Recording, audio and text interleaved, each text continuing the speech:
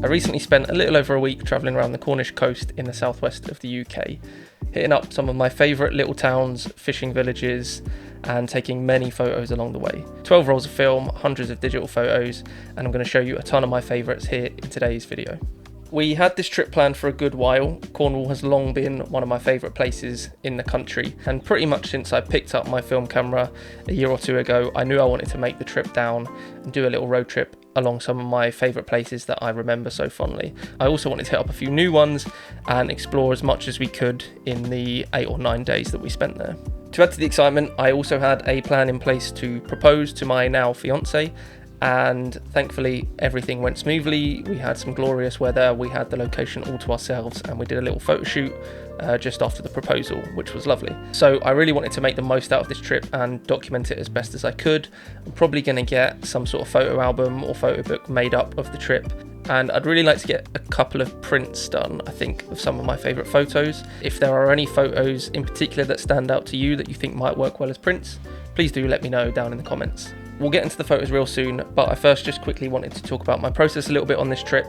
So as I mentioned, I was shooting film and digital. For the film, I was using my trusty Canon AE1 program with the 35mm f2.8 lens. I didn't bring the 50mm out with me, which I do regret a little bit, but I was trying to keep things nice and light in my camera bag. And then for the digital, I was shooting on the Fujifilm X-T5, which I'm currently filming with right now. That's with the 18-55 lens. I did adapt the Canon 35 to the Fuji, which I really enjoyed using. I liked how it worked with the manual focus. However, because I only had the one prime lens for the Canon, and I was switching between cameras quite often, it meant that I was having to literally switch the lens every time I wanted to change cameras, which ended up just getting very annoying very quickly. So I decided to just stick with the 18-55, which ended up being beneficial because I had all of that leeway with the focal range. So when it came to editing, I could do a lot more with the photos. I also made the decision only a couple of days into the trip that I wanted to keep all of the digital photos on black and white for a couple of reasons. Partly the black and white film recipes in the Fuji are just really nice. I really like them, especially the Acros one. But also because I figured it would help differentiate between the film and the digital photos in this video or any future album or book that I get printed from the trip. I'm also trying to make an active effort to improve my colour photography on film specifically, so I felt like this was a really good opportunity to practice that. Speaking of the film, I shot everything on a mixture of Kodak Gold and Kodak Vision 3, a mixture of 250D and 500T. The 500T, I was using a Tiffen 85B daylight balancing filter, which works really, really well. Most of the cinefilm came from This Is How I Roll, which is my go-to for that kind of film, but I did have one roll of Flic film for one of the 250D rolls.